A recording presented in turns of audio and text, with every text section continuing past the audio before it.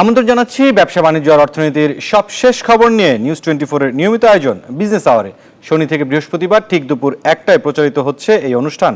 আয়োজনে থাকছে দেশ বিদেশের ব্যবসা বাণিজ্যের সবশেষ খবর ও খবরের বিশ্লেষণ। আরও আছে শেয়ার বাজার, মুদ্রা বাজার এবং স্বর্ণ ও রূপার দরদাম। পুরো সময় আপনাদের সাথে আছি আমি মুরসালিন হক জুনায়েদ। দর্শক, গুলশানে international chamber of commerce ICC আয়োজিত বৈশ্বিক অর্থনৈতিক প্রবণতায় বাংলাদেশ প্রেক্ষাপট ইস্যুতে সংলাপ চলছে। সরাসরি চলে যাচ্ছি সেখানে।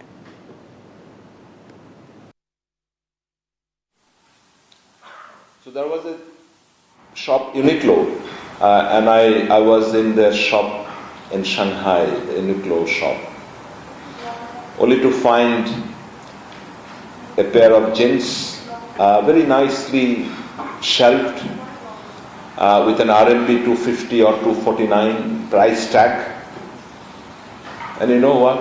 They made in Bangladesh. So the point I'm trying to make is presenter South or the trade between the South has been increasing. So the analogy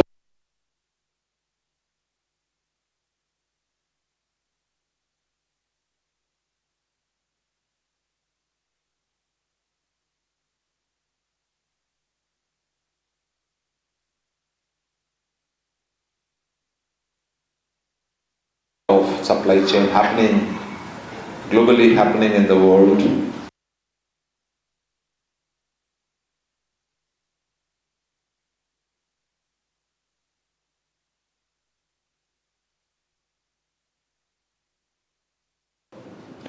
পর্যাপ্ত সরবরাহ থাকা সত্ত্বেও অস্থির পেঁয়াজের বাজার।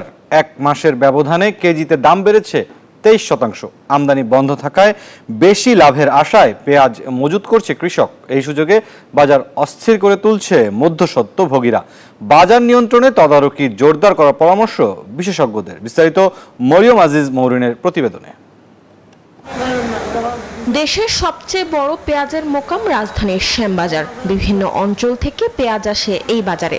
এখান থেকেই কারওয়ান বাজার সহ রাজধানীর সব পাইকারি ও খুচরা বাজারে সরবরাহ হয় পেঁয়াজ। এখন পেঁয়াজের ভরা মৌসুম চলছে, তাই ব্যস্ত সময় পার করছেন শ্যামবাজারের ব্যবসায়ীরা। তবে সরবরাহ পর্যাপ্ত থাকলেও ঈদের পর থেকে অস্থির পণ্যটির বাজার। মানভেদে প্রতি কেজি পেঁয়াজ এখানে বিক্রি হচ্ছে 42 থেকে 45 টাকায়। এক মাস আগেও যা ছিল 20 থেকে 25 টাকা। পার কেজিতে ওনারা ন্যূনতম 10 টাকা প্রফিট রাখবেই, তাহলে সে ওনাদের পারিশ্রমিকটা উঠবে। এই কারণে হয়তো 10 টাকা 15 টাকা মূল্য বৃদ্ধি দিচ্ছে। বাংলাদেশে যে পেঁয়াজ আছে এই পেঁয়াজে চলে, পেঁয়াজে কোনো ঘাটতি নাই। পাইকারি বাজার ঘুরে খুচরাতে এই পেঁয়াজ কিনতে ভোক্তাকে গুনতে হচ্ছে 70 টাকা। সপ্তাহের ব্যবধানে বেড়েছে 10 থেকে 15 টাকা।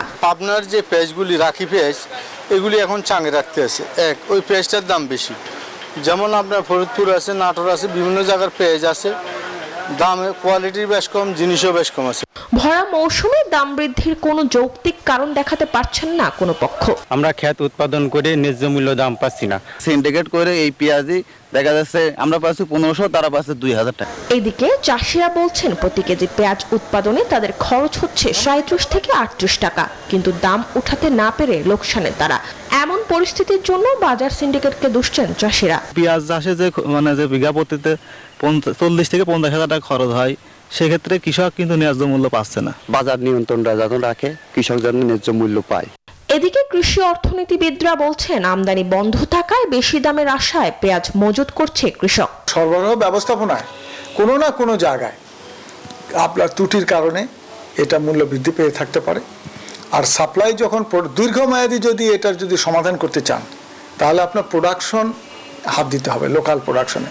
বাজার নিয়ন্ত্রণে সারা দেশে পেঁয়াজের পাইকারি আড়তে তদারকি করা হচ্ছে বলে জানিয়েছে ভোক্তা অধিকার সংরক্ষণ অধিদপ্তর। প্রান্তিক পর্যায়ে কৃষকরা যেখানে পেঁয়াজ বিক্রি করে, সেখানে পেঁয়াজের যে দরটা এটা যাতে তারা মনিটরিং করে, এবং যারা অসাধু ব্যবসায়ী থাকে, যারা এই সিজনে এটাকে পুঁজি করে কিছু অবৈধভাবে অর্থ উপার্জন করতে চায়, এটা যাতে সুযোগ তারা না পায়। কৃষি সম্প্রসারণ অধিদপ্তরের হিসেবে চলতি মৌসুমে পেঁয়াজ উৎপাদনের লক্ষ্যমাত্রা ধরা হয়েছে 39 লাখ মেট্রিক টন। গত মৌসুমে উৎপাদন হয়েছে 35 লাখ টন। মরিয়ম আজিজ মৌরিন, নিউজ 24, ঢাকা। উচ্চ কর, প্রচারে নিষেধাজ্ঞা সহ কয়েকটি কারণে সফল বাস্তবায়ন হচ্ছে না মোবাইল নম্বর ঠিক রেখে অপারেটর বদল বা এমএনপি সেবা, যে কারণে সরকার হারাচ্ছে রাজস্ব আর গ্রাহক সেবা থেকে যাচ্ছে পরাধীন। ব্যবসায়ী ও বিশেষজ্ঞরা বলছেন, আধুনিক টেলিযোগাযোগ ব্যবস্থায় গ্রাহকের স্বাধীনতা নিশ্চিত করার পাশাপাশি বিদেশি বিনিয়োগ আকৃষ্ট করতে দেশীয় নিয়ন্ত্রক সংস্থাকে কার্যকর ভূমিকা নিতে হবে। এ যেন অদৃশ্য এক সীমাহীন খাঁচায় পরাধীনতার গল্প। 3 দশকেরও বেশি সময়ে মোবাইল টেলিযোগাযোগ ব্যবস্থায় নেটওয়ার্ক নিয়ে গ্রাহকের সন্তুষ্টি অর্জন করতে পারেনি কোনো অপারেটরই। নেটওয়ার্ক নিয়ে অসন্তুষ্ট গ্রাহককে নির্ভর করতে বিশ্বের 72তম দেশ হিসেবে 2018 সালে বাংলাদেশে চালু হয় মোবাইল নম্বর ঠিক রেখে অপারেটর বদল বা মোবাইল নম্বর পোর্টেবিলিটি এমএনপি সেবা। চালুর পর প্রথম বছরই প্রায় 7 লাখ গ্রাহক সেবাটি গ্রহণ করেন, অথচ গেল 7 বছরে সেবা গ্রহীতা মাত্র প্রায় 14 লাখ। এখন পর্যন্ত একক মাস হিসেবে 2019-এর এপ্রিলে সর্বোচ্চ প্রায় 1 লাখ এবং সর্বনিম্ন চলতি বছরের ফেব্রুয়ারিতে মাত্র 3,500 গ্রাহক এই সেবা নিয়েছেন। সেবাটি নিতে বাধার অন্যতম সব মিলে প্রায় 450 টাকা খরচ, নিয়ন্ত্রক দ্বারা প্রচারে নিষেধাজ্ঞা এবং অপারেটরদের অসহযোগিতা। যেমন মোট আবেদনের প্রায় 45%ই বাতিল করে দেন অপারেটররা, যার মধ্যে 51% খারিজ করে দিয়ে শীর্ষে বাংলালিংক।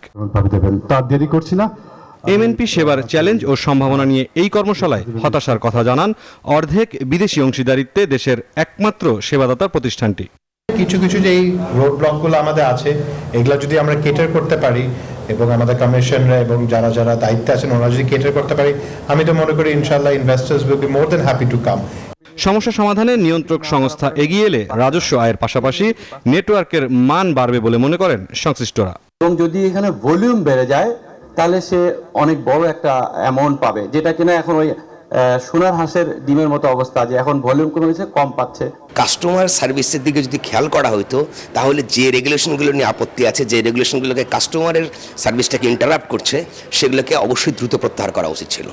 বর্তমানে বিশ্বের 115টি দেশে চালু আছে এমএনপি সেবা। মোবাইল অপারেটররা যে মুরসালিন হক জুনায়েদ, নিউজ 24, ঢাকা। দর্শক, এবার আমাদের সংবাদ বিশ্লেষণের পালা। আজকের বিষয়, বেসামাল পেঁয়াজের দর লাগাম টানবে কে? এই বিষয়ে আমাদের সাথে কথা বলবেন কৃষি অর্থনীতিবিদ KSM মুস্তাফিজুর রহমান। আমাদের সাথে যুক্ত হচ্ছেন। মুস্তাফিজুর রহমান, আপনাকে স্বাগত জানাচ্ছি বিজনেস আওয়ারে। মুস্তাফিজুর রহমান, আমরা একটি প্রতিবেদন দেখলাম যে কয়েকদিনের ব্যবধানেই পেঁয়াজের দাম হঠাৎ করে বেড়ে গিয়েছে এবং সেই প্রতিবেদনে বলা হচ্ছে যে কৃষকরা যেমন মজুত করছেন, আবার মধ্যস্বত্বভোগীরাও সুযোগ নিচ্ছেন। বিষয়টিকে আসলে আবারও আমাদের পেঁয়াজ আমদানির দিকে প্রভাবিত করতে পারে এই ধরনের ঘটনা? নিশ্চয়ই, যেহেতু ধরেন যখন কোনো জিনিসের মূল্য বৃদ্ধি পায় তখন কিন্তু সরবরাহকারীরা সজাগ হয়, এই সময়ে পণ্য বাজারে সরবরাহ করতে হবে। সরকারেরও দায়িত্ব হয় এবং যাদের মজুত আছে তারাও কিন্তু উচ্চ মূল্য পাওয়ার কারণে তার মজুতের পণ্য তারা বাজারে নিয়ে যায়। কিন্তু মূল সমস্যা হলো যে এই সময়ে যখন আমরা সবেমাত্র আমরা পেঁয়াজের মৌসুম শেষ হলো, মানে এখন তো ভরা মৌসুম বলতে পারেন, এখন তো মূল্য কমার কথা, এখন মূল্য কেন বৃদ্ধি পাবে? আর আমাদের দেশে যে পরিমাণ পেঁয়াজ উৎপাদন হয় আর যে পরিমাণ প্রয়োজন হয় এটার মধ্যে খুব বেশি পার্থক্য নাই। তবে এটা পোস্ট হারভেস্ট ম্যানেজমেন্ট, সংরক্ষণ ব্যবস্থা মানে পচনশীল সংরক্ষণ ব্যবস্থার অভাবে এটা কিন্তু একটা বড় অঙ্কে প্রায় 30%-এর মতো পেঁয়াজ নষ্ট হয়ে যায়। ফলে এই ঘাটতিটা পূরণ করার জন্য আমাদের আমদানি করার প্রয়োজন হয়। আমার কথা হলো যে বাজারে যে কোনো পণ্য, শুধু পেঁয়াজ কেন, যে কোনো পণ্যের মূল্য যখন আপনার তারতম্য হয়, এটা সরবরাহ ব্যবস্থাপনার একটা ত্রুটি কোনো না কোনো জায়গায়, হয় সাপ্লাই কম আছে অথবা সিন্ডিকেশন আছে, সেগুলো এখানে কিন্তু গুরুত্বপূর্ণ।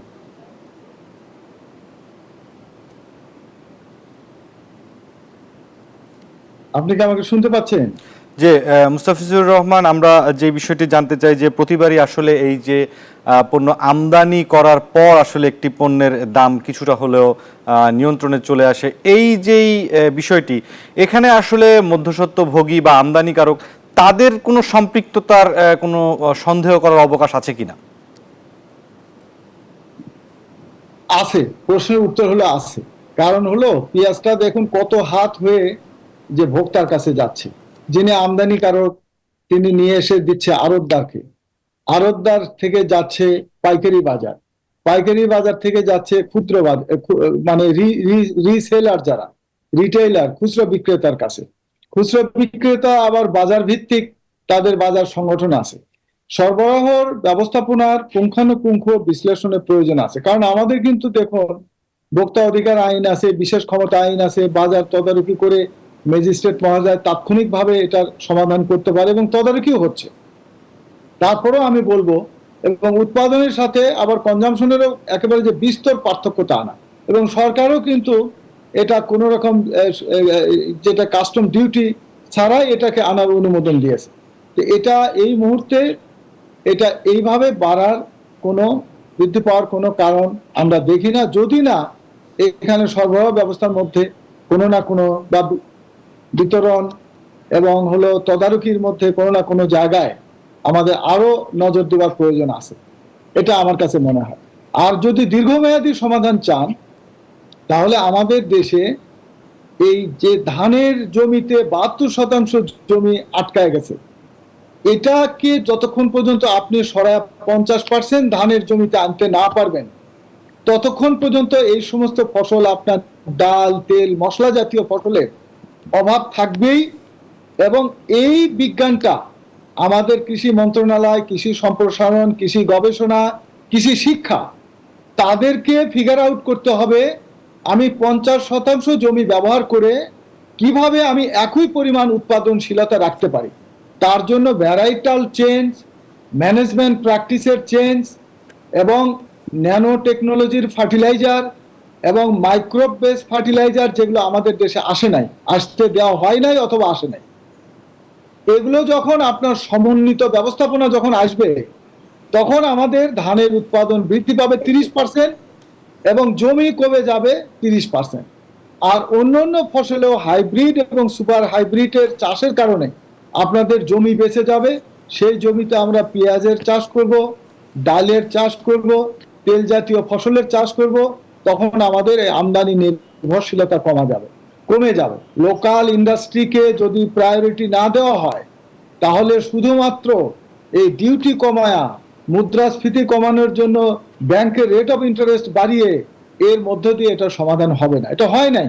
আমাদের যদি হইতো তাহলে কিন্তু আমাদের এই সরকার যত ভালো ভালো উদ্যোগ নিয়েছে ইনফ্লেশন কমানোর জন্য, বই পুস্তকে যেগুলো আছে অর্থনীতির পাতায় সবগুলোই কিন্তু এখানে এক্সপেরিমেন্টাল এবং প্রয়োগ করা হয়েছে, কিন্তু আমাদের কিন্তু কিছুটা সুফল হতে এসছে, কিন্তু দীর্ঘমেয়াদী আমাদের নাই। একবার এই পণ্যের দাম বাড়ে আর একবার অন্য পণ্যের দাম বাড়ে, তাহলে আমাদের প্রোডাকশন বাড়ানোর জন্য আমাদের কার্যকরী পদক্ষেপ নিতে হবে এবং সরকারি আইন যেগুলো আছে সে আইনের প্রয়োগ করতে হবে এবং বিধিবিধানে যেগুলো পরিবর্তন করা দরকার, যার মধ্য দিয়ে উন্নত প্রযুক্তি আমাদের দেশে আসতে পারে, আমাদের কৃষির প্রোডাকশন আমরা 2 গুণ না আমাদের 3 গুণ লক্ষ্যমাত্রা বৃদ্ধি করে আমাদের একটা কম্প্রিহেন্সিভ এগ্রিকালচার একটা প্ল্যান করতে হবে, 5 ইয়ার্সের প্ল্যান। তাহলে আপনার এগুলো 2-3 বছরের মধ্যে দেখবেন যে আস্তে আস্তে আস্তে এটা আমাদের নিয়ন্ত্রণে চলে আসছে। জি জনাবকে মুস্তাফিজুর রহমান, আপনি আমাদের সাথে থাকবেন, আমরা একটু গ্রাহক পর্যায় থেকে একটু কথা শুনে আসবো। আমাদের সাথে আরো একজন অতিথি আছেন বিজনেস আওয়ারের এই পেঁয়াজের দাম নিয়ে কথা বলার জন্য, কনজিউমার অ্যাসোসিয়েশন অফ বাংলাদেশ ক্যাবের সাধারণ সম্পাদক অ্যাডভোকেট হুমায়ুন কবির ভূঁইয়া, তিনিও যুক্ত হয়েছেন আমাদের সাথে। হুমায়ুন কবির, আমরা জানি যে যখন রমজান মাস ছিল সেই সময় কিন্তু এটি বেশ লম্বা সময় ধরে পেঁয়াজের দাম অনেকখানি নিয়ন্ত্রণে ছিল, কিন্তু ঈদ পরবর্তী সময়ে হঠাৎ করে পেঁয়াজের দাম গড়ে মোটামুটি প্রায় কেজিতে, অর্থাৎ রাজধানীতে কারণ বাজারে দেখা গেছে যে 20 থেকে 25 টাকা পর্যন্ত বেড়ে গেছে। সার্বিকভাবে এই হঠাৎ এই দাম বাড়াটা ক্যাব কিভাবে দেখছে? হ্যাঁ, ধন্যবাদ আপনাকে। রমজান মাসে দাম যেটা কমেছিল এটা কিন্তু জোর করে কমানো হয়েছে। প্রকৃতপক্ষে এটার দাম তখনও কমে নাই। সরকার অনেক ক্ষেত্রে কিন্তু সরকার তার যে শুল্ক এটা কিন্তু প্রত্যাহার করে নেওয়া হয়েছিল, যেটা সরকার এখন কিন্তু পেঁয়াজের সময় তার সরকারের সাথে আমরা যে গত 2 দিন আগে আমরা একটা মিটিং করছি এই যে পেঁয়াজের দাম, তো সরকারের মধ্যে এমন একটা ধারণা আসছে, সরকারের যারা প্রতিনিধি বিশেষ করে ভোক্তা অধিদপ্তরের যারা আছেন তারা যেটা বলছেন যে পেঁয়াজ যেটা হয় যেমন ফরিদপুর, মেহেরপুর, তারপরে হলো পাবনা এবং এই জায়গাগুলিতে পেঁয়াজ হয়, এবং তারা বলছে পেঁয়াজের দাম গত বছর থেকে গত কিছুদিনের মধ্যেই কিন্তু এটা প্রতি কেজিতে প্রায় 20 টাকার মধ্যে বেড়ে গেছে। তো ওনারা বলতে যাচ্ছে যে কৃষককেও তো আমাদের বাঁচাতে হবে, যদি কৃষককে আমরা বাঁচাতে চাই তাহলে পেঁয়াজের দাম যদি 70 টাকার ঊর্ধ্বে না যায় তাহলে আমরা মনে করি যে এটা সহনীয় পর্যায়ে আছে। সরকারের মধ্যে কিন্তু এই ধারণাটা কাজ করতেছে, এবং অর্থনীতিবিদ যে কথাটা বললেন আর কি আমাকে, আমি যদি ঠিকভাবে শুনে থাকি আর কি, উনি যে সাজেশনটা দিচ্ছেন এটাকে ফলো করার দরকার আছে। আপনি কিছুদিনের সময়ের জন্য আপনি শুল্ক প্রত্যাহার করলেন, আবার এটাকে আবার এটা ইন্ট্রোডিউস করে দিলেন, আবার আমরা এটার উপরে আবার সেই শুল্ক আবার আমরা যদি এটার উপরে মানে শুল্ক যদি আবার বসান আর কি, তাহলে এক সময়ের জন্য এখনো কিন্তু আমাদের পেঁয়াজ যেটা বেশি পরিমাণে লাগার কথা আমাদের এই কুরবানি ঈদে, এখানে কিন্তু পেঁয়াজের প্রয়োজন আছে। তো সরকারের মধ্যে ধারণা হইলো যে 60 টাকা থেকে 70 টাকা পর্যন্ত হয়, তাহলে আমরা মনে করি সহনীয় পর্যায়ে আছে, এবং সেই মতে আমরা কিন্তু পাবনা, ফরিদপুর, মেহেরপুর এবং আরো যেসব জায়গাতে পেঁয়াজটা বেশি হয় তাদের ডিসিদেরকে কিন্তু ভোক্তা অধিদপ্তর থেকে তাদেরকে বলা হয়েছে বাজার মনিটরিং করার জন্য গত এক সপ্তাহের মধ্যে কত টাকা বাড়ছে, এবং এইটার জন্য এখন যে পর্যায়ে আছে এটার জন্য আর না বাড়ে। তো এই যখন সরকারের মধ্যে আছে, কারণ আমরা দেখলাম কি যে কিন্তু হুমায়ুন কবির, জনাব হুমায়ুন কবির, 40 টাকার পেঁয়াজ মাত্র 10-15 দিনের ব্যবধানে 20 থেকে 25 টাকায় লাফিয়ে চলে যাওয়া, এটি কি সন্দেহজনক নয়? হ্যাঁ, এটা আমরা ক্যাবের পক্ষ থেকে মনে করি যে এটা ব্যবসায়ীদের সন্দেহজনক নয়, ব্যবসায়ীদের মধ্যে একটা কারসাজি আছে। এটা তারা যেভাবে ব্যবস্থা নেওয়ার দরকার সরকার সেইভাবে কিন্তু ব্যবস্থা নেওয়া হচ্ছে না। আমরা মনে করি এই কারসাজি করে তারা দামটা বাড়াইতেছে আর কি। সরকারের যে আইন আছে আইনেরও কিন্তু যথাযথভাবে প্রয়োগ নাই। সরকারের যে বিশেষ অর্গানগুলি আমরা ইউনিয়ন পর্যায় থেকে শুরু করে সেই আপনার উপজেলা, তারপরে আমরা ডিসি অফিস, তারা যে কাজগুলি করার কথা এখন পর্যন্ত তারা সেভাবে কাজ করে না। তবে একটা নির্দেশনা দেওয়া হয়েছে যে বাজারের পেঁয়াজের দাম যেটুকু এখন বেড়ে গেছে আর কি, এর বাইরে যেন কোনো অবস্থাতে না বাড়ে, এবং যেখানে বাজারের ডিসি মহোদয়কে আমাদের ভোক্তা অধিদপ্তর থেকে কিন্তু নির্দেশনা দেওয়া হয়েছে যে কোনো অবস্থাতে পেঁয়াজের দাম আর যেন না বাড়ে, এটা বলা হয়েছে। হুমায়ুন কবির, আমরা একটু কৃষি অর্থনীতিবিদ মুস্তাফিজুর রহমানের কাছ থেকে আরো একটি প্রশ্নের উত্তর জেনে আসতে চাই, আপনি আমাদের সাথে থাকবেন। যেটা মুস্তাফিজুর রহমান, বাংলাদেশের প্রেক্ষাপটে নিত্য পণ্যের বাজারে দেখা যায় যে কোনো একটি বিশেষায়িত পণ্যগুলো যদি হঠাৎ করে দাম বেড়ে যায় তার একটি সুদূর প্রসারী আসলে একটি পরিকল্পনা থাকে দূরবর্তী। বাংলাদেশে বাজারে যে পণ্যের দাম বাড়ে এটি মূলত একটি উপলক্ষ্যকে কেন্দ্র করে আসলে বাড়ানো হয়, আর 1 মাস পরেই একই সাথে বাজেট এবং পবিত্র ঈদ উল আজহা অনুষ্ঠিত হবে। আপনি কি একজন কৃষি অর্থনীতিবিদ হিসেবে মনে করেন এখন যে পেঁয়াজের দামটি বাড়ানো হয়েছে এটি আসলে সেই সময় আরো কিছুটা বাড়ানোর একটি প্রবণতা সৃষ্টি হলো? হ্যাঁ, আপনার প্রশ্নের মধ্যে উত্তর আছে এবং যুক্তি দিয়েই আপনি প্রশ্নটা করেছেন। দেখুন, কৃষকের হাতে তো পেঁয়াজটা নেই, খুব অল্প পরিমাণে পেঁয়াজ হয়তো তারা স্থানীয় সংরক্ষণ ব্যবস্থাপনায় করছে। তাহলে পেঁয়াজটা আছে হলো কাদের হাতে? ব্যবসায়ীদের হাতে। তাহলে একই সরবরাহ রেখে যদি মূল্য বৃদ্ধি পায় তাহলে কিন্তু এখানে খুবই যুক্তিসঙ্গতভাবে বলা যায় যে এখানে মুনাফাকে প্রাধান্য দিয়ে এই পেঁয়াজের মূল্য বৃদ্ধি করা হচ্ছে। এটা খতিয়ে দেখার বিষয় আছে, কারণ সরকারি পক্ষ থেকে সর্বোচ্চ ব্যবস্থাপনা নেওয়া হয়েছে। সেটা কি, যে আপনি ধরুন কাস্টম ডিউটি এর উপর কোনো আরোপ করা হয়নি, আমদানি করেও নিয়ে আসতে পারে কেউ। তারপরে ধরুন হলো বাজার তদারকি হচ্ছে, কৃষকের হাতে এই ফসলটা নেই, এখন হলো আছে আমদানিকারকের হাতে, আড়তদারের হাতে, পাইকারির হাতে এবং খুচরা বিক্রেতার হাতে। এছাড়া আর কোনো কারণ নেই। দীর্ঘমেয়াদী পরিকল্পনা ছাড়া আপনি আজকে পেঁয়াজের দাম বাড়বে, কালকে মরিচের দাম বাড়বে, পরশুদিন ডালের দাম বাড়বে, তেলের দাম বাড়বে।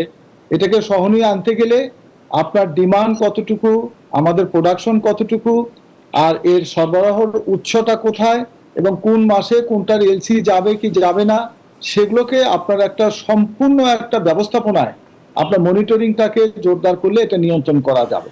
বাজার ব্যবস্থাপনায় কোনো পণ্যের বাজার যদি নিয়ন্ত্রণ করতে হয় তাহলে ওপেন মার্কেট ইকোনমিতে বাজার নিজেই বাজারে পণ্যের দাম ঠিক করতে পারে, ডিমান্ড এবং সরবরাহ মিলে। আরেকটা হলো মিক্সড ইকোনমিতে, যেটা সরকারের নিয়ন্ত্রণও আছে আবার হলো বাজারকেও দেওয়া হয়েছে। আরেকটা ধরুন হলো যে সমাজতান্ত্রিক অর্থনৈতিক ব্যবস্থা, যেটা সরকার যা নির্ধারণ করবে তাই। তা আমরা তো সেই জায়গায় নাই, আমাদের হলো মিক্সড ইকোনমি, গভর্নমেন্টের ইন্টারফারেন্স থাকবে এবং হলো ডিমান্ড সাপ্লাইকে আমরা মিল করে আমরা সরবরাহ ব্যবস্থাপনা আমরা তদারকি করব, তাহলে এটা নিয়ন্ত্রণ হবে। আর যেটা প্রথমেই আমি বলেছি, আপনার এটা সুদূর প্রসারী যদি আপনি নিয়ন্ত্রণ করতে চান, নিয়ন্ত্রণ না, যদি বাজারকে যদি আপনার সহনীয় পর্যায়ে রাখতে চান, তাহলে আপনার আমাদের এই ফসল যেহেতু আমদানি করে আনতে হয়, এটাকে আপনার লোকাল প্রোডাকশনে জোর দিতে হবে। লোকাল প্রোডাকশনে আপনি জমি পাবেন কোথায়? তো জমি তো আপনার সব ধানের মধ্যে ঢুকে আছে। আমাদের যে কৃষি গবেষণা, ধান গবেষণা যে জাত আবিষ্কার করেছে, এই জাতের চেয়েও 30% ফলন বেশি হয় এরকম জাত পৃথিবীতে আবিষ্কার হয়েছে, যেটাকে সুপার হাইব্রিড বলে। সেই সমস্ত জাত দ্বারা আমাদের এগুলো ধানকে রিপ্লেস করতে হবে, প্রতিস্থাপন করতে হবে। এখন আমাদের 12% জমিতে হাইব্রিড ধান হয়, এটা 50% জমিতে হাইব্রিড এবং সুপার হাইব্রিড নিতে হবে।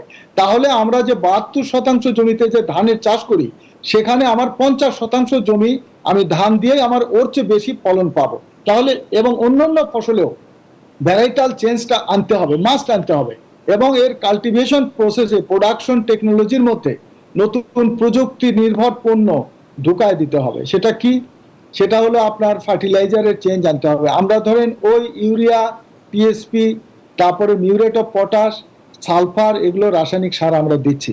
এর বাইরে পৃথিবীতে অনেক রাসায়নিক সার ছাড়াও বায়োলজিক্যাল ফার্টিলাইজার এবং ন্যানো প্রযুক্তি, ন্যানোর পরেও আপনার কোয়ান্টাম ফার্টিলাইজার আসছে, কোয়ান্টাম, যেটা ন্যানোর চেয়েও শক্তিশালী। সেগুলো কিন্তু আমরা আমাদের যে দেশে এগুলো যে আসবে, তার অনুমোদনের যে ফরম্যাটটা, আবেদনপত্রটা, তার আবেদনপত্রটা কি হবে, তার কত টাকা সরকারকে জমা দিতে হবে, এর রেজিস্ট্রেশন প্রক্রিয়া কি দীর্ঘমেয়াদী হবে না এক্সপ্রেস হবে, এগুলো আমাদের নীতি নির্ধারণে হয় নাই। জি, জনাব মুস্তাফিজুর রহমান, আমরা একটু আলোচনা শেষ করার আগে আমরা একটু ক্যাবের সাধারণ সম্পাদকের শেষ উত্তরটি জেনে নিব। অ্যাডভোকেট হুমায়ুন কবির ভূঁইয়া, সামনে যেই বাজেট এবং পবিত্র ঈদুল আজহা আসছে, তার আগেই অথবা ওই সময়ই পেঁয়াজের বাজারটি নিয়ন্ত্রণ করার জন্য আসলে করণীয় কি হতে পারে, খুব সংক্ষেপে আপনার মন্তব্য জানতে চাই। হ্যাঁ, এটা নিয়ন্ত্রণ তো অবশ্যই করতে হবে, কারণ সরকারকেই সেখানে নিয়ন্ত্রণের ব্যবস্থাটা করতে হবে। সরকার কিভাবে করবে সেটা সরকারের চিন্তা। যদি মনে করে যে সরকার আমাদের যে প্রোডাকশন আছে, এই প্রোডাকশনে ইট ইজ নট সাফিসিয়েন্ট, তাহলে এই মুহূর্তে কিন্তু সরকারকে যদি আমদানি করতে পারি এখনই করতে হবে এটাকে। ওই এক মাস পরে গিয়ে বাজার শুরু এসে পড়ছে তখন করলে কিন্তু এটা কোনো ফলাফল পাওয়া যাবে না। তো আমার কৃষি অর্থনীতি বললেন আর কি, এর উপরে কোনো কথা নাই।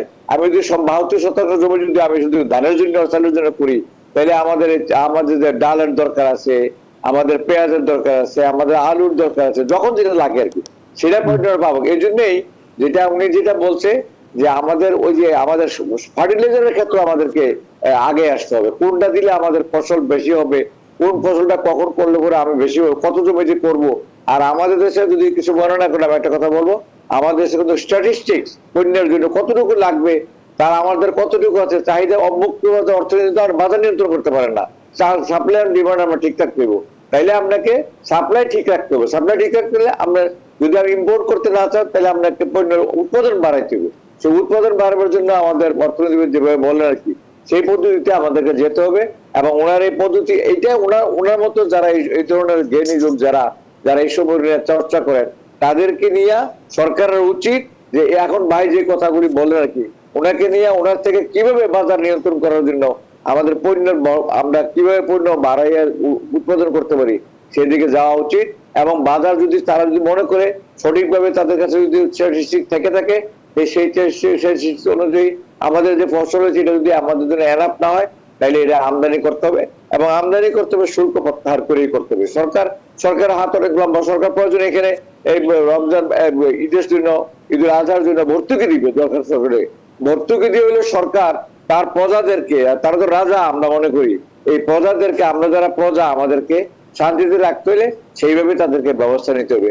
সরকারের কাছে আমরা কনজিউমার অ্যাসোসিয়েশন বাংলাদেশ ক্যাবের পক্ষ থেকে ভোক্তার স্বার্থে আমরা এই দাবি করা কি, যে সরকার প্রয়োজনে আমদানি করবে, সরকার প্রয়োজনে আমদানি করবে, আমদানি করে হইলেও আমাদেরকে সাশ্রয়ী মূল্যে আমরা যাতে সঠিকভাবে যাতে আমরা ঈদুল আজহা পালন করতে পারি, সেই ব্যবস্থা সরকারের হাতে থাকবে এবং সরকার সেই ব্যবস্থা করবে বলেই আমরা ক্যাবের পক্ষ থেকে দাবি করি।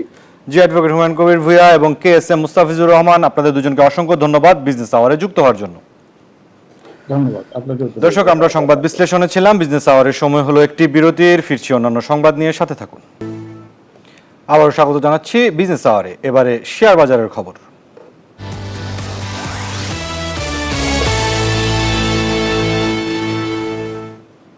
দর্শক, প্রতিদিনের মতো আমরা ঢাকা স্টক এক্সচেঞ্জের ওয়েবসাইটের মাধ্যমে জেনে নিব শেয়ার বাজারের এই মুহূর্তের পরিস্থিতি। আমরা একটু দেখে নিতে চাই। দেখা যাচ্ছে যে সরিয়া ভিত্তিক ইন্ডেক্স ব্যতীত বাকি সব ইন্ডেক্স কিন্তু নিম্নমুখী অবস্থায় রয়েছে। ডিএসইএক্স ইন্ডেক্স 0.36 পয়েন্ট কমে গিয়ে সূচক দাঁড়িয়ে আছে 4917 পয়েন্টে। সরিয়া ভিত্তিক ইন্ডেক্স 0.08 পয়েন্ট বেড়েছে, সূচক দাঁড়িয়ে আছে 1094 পয়েন্টে। এবং বিশেষায়িত 30টি কোম্পানির ইন্ডেক্স সেটি কমে গিয়েছে 0.01 পয়েন্ট এবং সূচক দাঁড়িয়ে আছে 1823 পয়েন্ট নিয়ে। এখন পর্যন্ত মোট 209 কোটি টাকার লেনদেন হয়েছে। হাত বদল মিউচুয়াল ফান্ড ইউনিটের মধ্যে 165টি কোম্পানি শেয়ারের দাম বেড়েছে, 167টি কোম্পানি শেয়ারের দাম কমেছে এবং অপরিবর্তিত রয়েছে 61টি শেয়ারের দাম।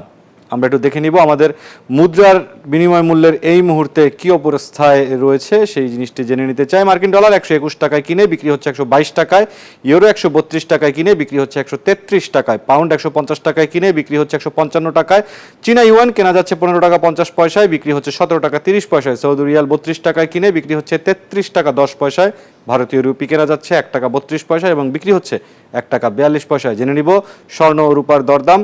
স্বর্ণের দরদামের দিকে তাকালে যেটি দেখা যাচ্ছে 22 ক্যারেটের স্বর্ণ, সবচেয়ে ভালো স্বর্ণ, প্রতি ভরি 1,72,546 টাকা। 21 ক্যারেটের স্বর্ণ প্রতি ভরি 1,64,696 টাকা। 18 ক্যারেটের স্বর্ণ প্রতি ভরি 1,41,169 টাকা। সনাতন স্বর্ণ প্রতি ভরি 1,16,780 টাকা। জেনে নিব রূপার দরদাম। সবচেয়ে ভালো রূপা 22 ক্যারেট প্রতি ভরি 2,846 টাকা। 21 ক্যারেটের রূপা প্রতি ভরি 2,718 টাকা। 18 ক্যারেটের রূপা প্রতি ভরি 2,333 টাকা এবং সনাতন রূপা প্রতি ভরি 1,750 টাকা। দর্শক, এই ছিল আমার কাছে শেয়ার বাজার, মুদ্রার বিনিময় মূল্য এবং স্বর্ণ রূপার দরদামের সবশেষ আপডেট। সময় হচ্ছে একটি বিরতির, ফিরব অন্যান্য সংবাদ নিয়ে, সাথে থাকুন। আবারও স্বাগত জানাচ্ছি বিজনেস আওয়ারে। বাজেটের আকার বড় হলেই দেশের উন্নয়ন হয় না, দরকার সুষম বন্টন, এমন মন্তব্য করেছেন বিশিষ্টজনরা। রাজধানীতে গতকাল এক গোলটেবিল আলোচনায় বক্তারা বলেন, দেশের স্বাস্থ্য শিক্ষার মান সর্বনিম্ন অবস্থান করছে, তাই সেবার মানও নিম্নমুখী। আর শিশুদের অধিকার বঞ্চিত করা হচ্ছে বাজেটে। শিক্ষা খাতের বরাদ্দে অনিয়মের কথা উঠে আসে আলোচনায়। তরুণ প্রজন্মকে দক্ষ জনশক্তি হিসেবে গড়ে তুলতে বাজেটে সুনির্দিষ্ট রোডম্যাপ চান বিশিষ্টজনরা। রাজধানীর শ্রীডাপ মিলনায়তনে নাগরিক বিকাশ ও কল্যাণ সংস্থা নাবিক আয়োজিত জনবান্ধব ভাবনা শীর্ষক এই গোলটেবিল আলোচনা। এতে উঠে আসে শিশু বান্ধব বাজেট, স্বাস্থ্য ও শিক্ষা খাত এবং তারুণ্যের বাজেটে উপেক্ষিত নানা বিষয়।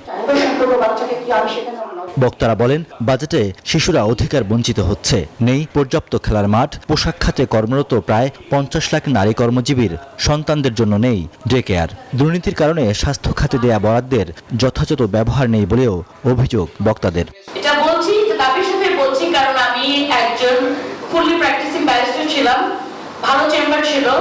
আমার যখন দুটো সন্তান হয় আমি এটা সবকিছু ছেড়ে দিয়েছি কেন? আমার কোনো রিলায়েবল কেয়ার সেন্টার নেই বাংলাদেশে। এই শিশুদের জন্য 31 দফার মধ্যে আমাদের নেতা তারেক রহমান যে 31 দফা ঘোষণা করেছে, এই 31 দফার মধ্যে এই শিশুদের বিষয়টি উল্লেখ আছে। শিশুদের নিয়ে আমাদের নেতা তারেক রহমান তিনি কাজ করবেন। পরিবারের ভিতরে আমরা সবচেয়ে বেশি বাজেট রাখি শিশুদের জন্য, কিন্তু রাষ্ট্রের ভিতরে কেন আমরা সেই বাজেটটা আমরা রাখতে পারি না? মানসম্পন্ন স্বাস্থ্যসেবার জন্য স্বাস্থ্য শিক্ষায় আরও অগ্রাধিকার চান বক্তারা। তবে এক্ষেত্রে সরকারের সীমাবদ্ধতার কথা জানান স্বাস্থ্য বিভাগের এই কর্মকর্তা।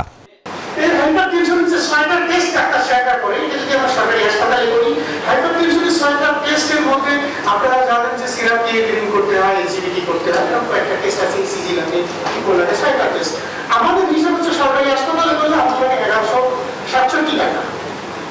এই টেস্টগুলো যদি একটা সি গ্রেডের যদি আমরা ক্লিনিকে করি প্রাইভেটে, ওখানে প্রায় 5700 টাকা লাগে। তার মানে প্রায় 5 গুণের বেশি টাকা লাগে ওখানে।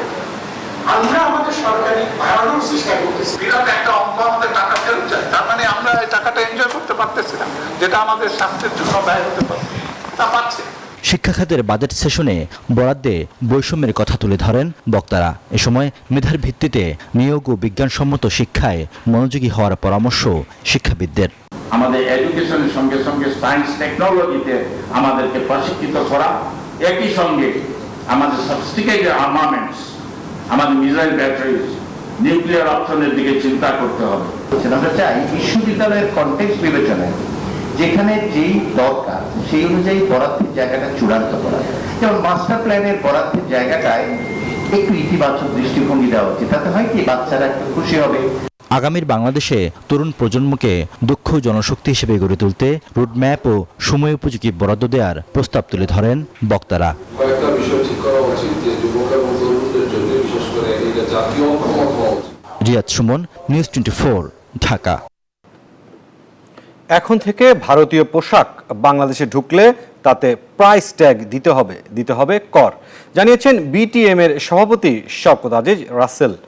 রাজধানীতে এক সেমিনারে কথা জানান তিনি। বিটিএম এর সভাপতি বলেন, নিজ দেশের টাকা পাচার করে অন্য দেশে কর্মসংস্থান তৈরির চিন্তা থেকে বের হয়ে আসতে হবে। অনুষ্ঠানে মার্কিন charge the affairs Tracy Ann Jacobson বলেন, যুক্তরাষ্ট্রের সঙ্গে বাংলাদেশের বাণিজ্যে ভারসাম্য আনতে গুরুত্বপূর্ণ ভূমিকা রাখতে পারে তুলা আমদানি।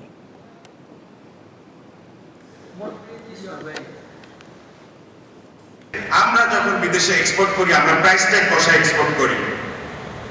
ইন্ডিয়ার পণ্য বাংলাদেশে ঢুকলে প্রাইস ট্যাগ দিয়ে ঢুকতে হবে, নির্ধারণ করতে হবে এটা ট্যাক্স কত হবে। আপনি $3 দিয়ে ঢাকা বেচবেন 25 লাখ টাকায়, এটা হতে দেওয়া যাবে না। এখন থেকে প্রাইস ট্যাগ ইন্ডিয়া যদি বাংলাদেশের পণ্য বিক্রি করে প্রাইস ট্যাগ হতে হবে এবং এটা ট্যাক্স দিয়ে আসতে হবে। আমার সরকার বঞ্চিত হচ্ছে ট্যাক্স থেকে। The collaboration between American cotton and the manufacturing industry here in Bangladesh grow for the benefit of both economies, for the benefit of our bilateral relation, for the benefit for the consumers, because in the end, American cotton and Bangladesh manufacturing are a perfect fit.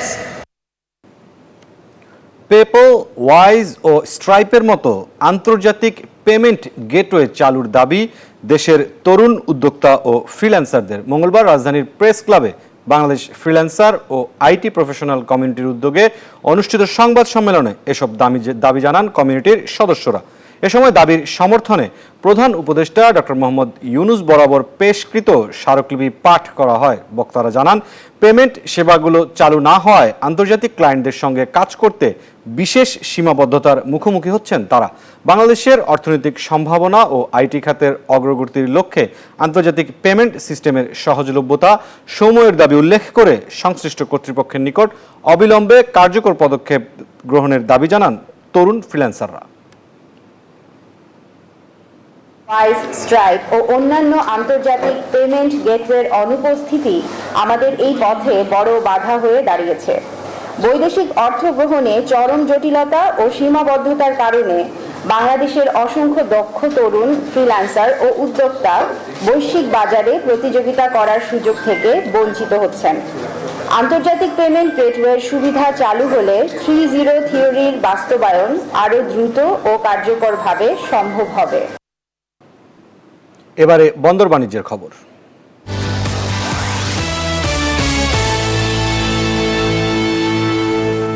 বঙ্গোপসাগরে একের পর এক জাহাজ ডুবির ঘটনায় দুশ্চিন্তায় আমদানিকারকরা।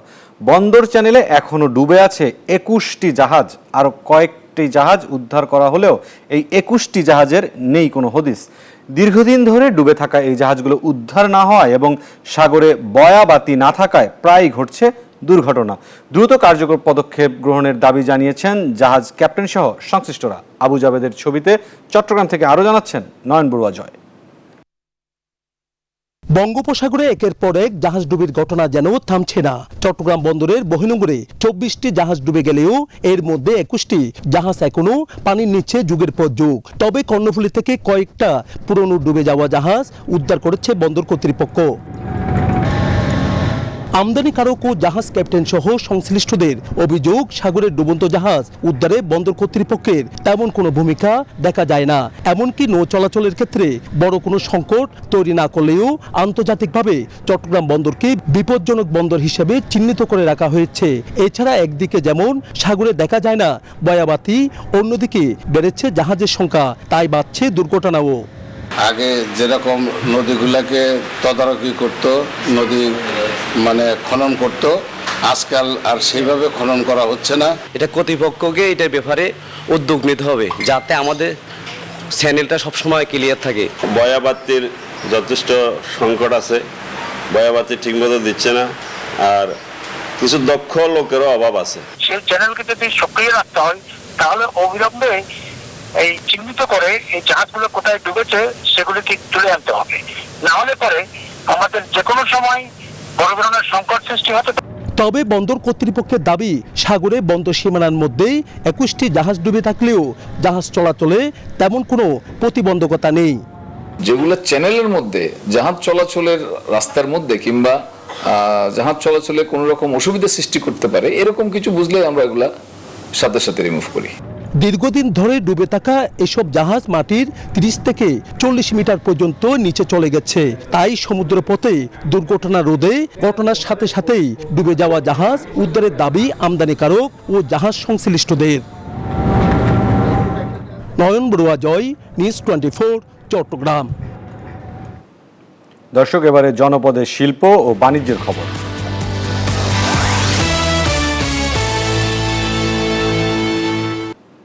কিশোরগঞ্জের হাওরে ধান শুকিয়ে ঘরে তোলার উৎসব চলছে। আনন্দে মেতেছে হাওরের কৃষানীরা। তবে ধানের দাম নিয়ে হতাশ কৃষক। সরকার নির্ধারিত দামে ধান কিনতে কৃষকের তালিকা তৈরি হচ্ছে বলে জানিয়েছে কৃষি বিভাগ। টিটু দাসের তথ্যচিত্রে ডেস্ক রিপোর্ট। কিশোরগঞ্জের হাওরে গ্রামের পাশে জমিতে তৈরি করা অসংখ্য খলায় ছড়িয়ে আছে সোনালী ধান। কেউ ধান শুকাচ্ছেন, আবার মেশিন দিয়ে ধান আর খলা আলাদা করছেন কেউ। চলছে ধান সেদ্ধ করার কাজ। সেই ধান শুকিয়ে আবার চাল তৈরি হচ্ছে। একই সঙ্গে চলছে খড় শুকিয়ে গাদা তৈরির কাজ। বৈশাখের হাওরে ধান ঘরে তোলার অন্যরকম উৎসবে মেতেছেন কৃষক। বৈশাখ মাসের একটা বড় উৎসব, আমরা এটা বৈশাখ মাসে এক বছরের একটা ফসল, এটা হলো আমরা বড় উৎসব। এই যে আমরা পরিশ্রম করি, আমরা পরিশ্রম লাগে না, কারণ এই যে ধানের আনন্দটা এটা খুব মানুষের মধ্যে অনেকেই আনন্দ হয় ধানের লাগিয়া। তবে ধানের বীজ বোনা থেকে শুরু করে ধান কাটা পর্যন্ত খরচ বেশি হওয়ায় বর্তমান ধানের দামে হতাশ কৃষক। ধান বেচার সময় কোনো দাম নাই, সবকিছুই দাম দিয়ে কিনছি। আমার খরচ হয়েছে 3.5 থেকে 4 লক্ষ টাকা, কিন্তু এই বর্তমানে যে ধানের রেট যে দর আছে, এই দর আমাদের পোষায় না। আমরা অনেক টাকা খরচ আর বেচতে গিয়া দামে আর খরচে গিয়া পোষায় না। কৃষক যেন সরকার নির্ধারিত দামে সরকারি গুদামে ধান দিতে পারে, সেই লক্ষ্যে তালিকা তৈরি করছে কৃষি বিভাগ। এবছর সরকার ধানের কেজি প্রতি ক্রয় মূল্য নির্ধারণ করেছেন 36 টাকা। তো সরকারি গুদামে যাতে কৃষকগণ ধান দিতে পারেন, সেই জন্য আমরা কৃষকদের তালিকা করছি। আগ্রহী কৃষক যারা, তারা 14% আর্দ্রতা বজায় রেখে এবং অন্যান্য শর্তাবলী বজায় রেখে যদি খাদ্য গুদামে ধান নিয়ে যান, তাহলে আগে তালিকাভুক্ত কৃষকগণ আগে আসলে আগে পাবেন। এবছর কিশোরগঞ্জের হাওর সহ পুরো জেলায় 1,68,000 হেক্টর জমিতে বোরো ধানের আবাদ হয়েছে। সোয়েব শামীম, ডেস্ক রিপোর্ট, নিউজ 24। এবারে বিশ্ব বাণিজ্যের খবর।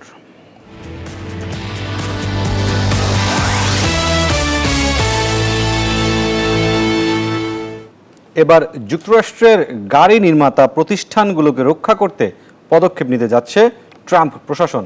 শুল্ক নীতিতে শিথিলতার কথা জানিয়েছেন ডোনাল্ড ট্রাম্প। এতে স্বস্তি পাচ্ছে মার্কিন গাড়ি শিল্প। গাড়ি শিল্পে শুল্কের প্রভাব কমানোর এই পদক্ষেপকে প্রশাসনের নীতিতে নমনীয়তার প্রতিফলন হিসেবে দেখা হচ্ছে। তবে যেসব গাড়ি বিদেশে তৈরি হচ্ছে সেগুলোর উপর আগের মতোই শুল্ক বহাল থাকবে। তবে অতিরিক্ত শুল্ক, যেমন স্টিল ও অ্যালুমিনিয়াম পণ্যের ক্ষেত্রে যা আরোপ করা হয়েছিল, সেগুলো এক্ষেত্রে প্রযোজ্য হবে না।